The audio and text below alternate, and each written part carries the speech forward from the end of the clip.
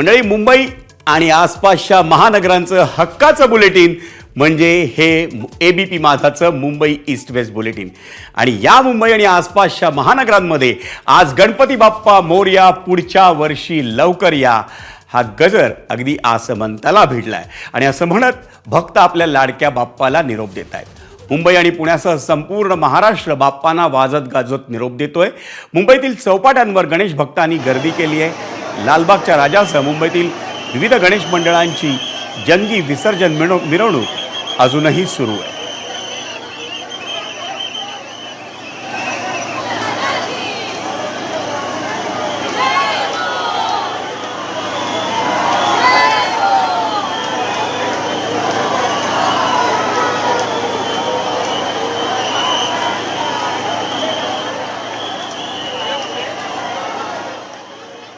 आज सकाळपासून एबीपी माझाच्या स्क्रीनवर तुम्ही लाईव्ह बघताय, अजूनही सुरू आहे। आणि त्याची माहिती देण्यासाठी आमचे रिपोर्टर सकाळपासून राज्याच्या विविध शहरांमध्ये आपल्यासाठी उपस्थित आहेत। आणि आत्ता आपल्या समवेत लालबागच्या राजाच्या मिरवणुकीतून थेट आहे आपला सहकारी प्रशांत बडे। प्रशांत, लालबागचा राजा विसर्जनासाठी आता नेमका कुठं पोहोचलाय? विजय, आपण जर माझ्या मागे बघितलं, रेल्वे स्थानक आता क्रॉस केलेलं आहे गिरगाव चौपाटीपर्यंत। हे कापण्यासाठी अजूनही लालबागच्या राजाला 7 ते 8 तास लागू शकतात।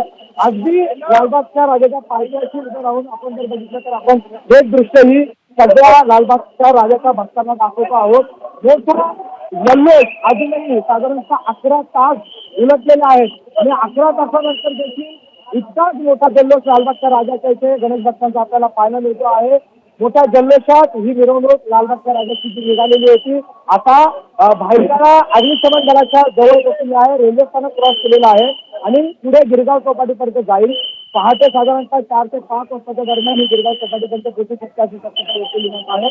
मात्र आत्ताही मोठा जनसमुदाय लालबागच्या राजाला पाहण्यासाठी, त्याचं शेवटचं दर्शन घेण्यासाठी, या ठिकाणी विसर्जनाच्या पूर्वी त्याचं दर्शन घेण्यासाठी या ठिकाणी हा जो आहे मोठा जनसमुदाय या ठिकाणी आलेला आहे। आणि पोलीस प्रशासन सध्या आपण जर बघितलं तर उपायुक्त दर्जाचे सगळे अधिकारी या ठिकाणी या गर्दीमध्ये प्रश्न निर्माण होऊ नये म्हणून उभे आहेत। मोठी गर्दी आहे आणि त्याला सांभाळण्यासाठी मुंबई पोलीस देखील या ठिकाणी सज्ज असल्याचं पाहिलं आहे। आणि लालबागचा राजा आता हळूहळू पुढे सरकतो आहे गिरगाव चौपाटीकडे। मोठ्या जल्लोषात लालबागच्या राजाचं ठिकठिकाणी स्वागत होताना आपल्याला पाहायला मिळत आहे।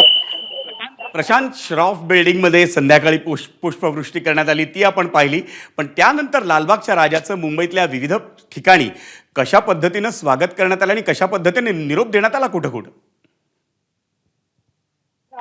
याचं जर आपण बघितलं तर गेल्या काही वर्षांमध्ये लालबागच्या राजाच्या भक्तांमध्ये प्रचंड संख्येने वाढ झालेली आहे। आणि त्यामुळे आपण जर तिथे श्रॉफ बिल्डिंग पासून पुढे जर निघालो तर चिंचपोकळीच्या ठिकाणी, भायखळ्याच्या ठिकाणी, ही ठिकाणी लालबागच्या राजांवर शान असेल, पुष्पवृष्टी असेल, हार असेल, यांचा वर्षाव जो आहे तो अक्षरशः या ठिकाणी दिसतो आहे। आणि आता देखील आपण लालबागच्या राजाचं या ठिकाणी स्वागत होत आहे।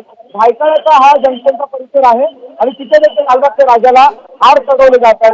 वेगवेगळी मंडळ जी आहेत ठिकठिकाणची, ती लालबागच्या राजाचं या ठिकाणी स्वागत करताना आपल्याला पाहायला मिळतात।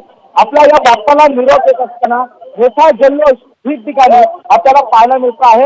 आणि लालबागच्या राजाचं विशेषतः ठिकठिकाणी अशा प्रकारचं स्वागत आपल्याला पाहायला मिळत आहे। रात्री साधारणतः 11 वाजलेले आहेत, मात्र मुंबईकरांचा जल्लोष या 11-12 तासांच्या नंतर या मिरवणुकीमध्ये अजूनही कमी होताना पाहायला मिळत नाही। अजूनही लालबागच्या राजाचा गणपती बाप्पाचा गर्व या ठिकाणी आपल्याला होताना पाहायला मिळत आहे। निश्चितच, आणि तो होतच राहणार। याचं कारण मुंबईसह जगभरातल्या भाविकांचं श्रद्धास्थान आहे लालबागचा राजा आणि त्या लालबागच्या राजाचं विसर्जन होत आहे। त्यामुळे साहजिकच भाविक रात्रीचे 11 वाजलेत तरीही अजूनही रस्त्यावर ताटकळलेले आहेत लालबागच्या राजाला भावपूर्ण निरोप देण्यासाठी। धन्यवाद प्रशांत या सविस्तर माहितीबद्दल। एबीपी माझा, उघडा डोळे बघा नीट।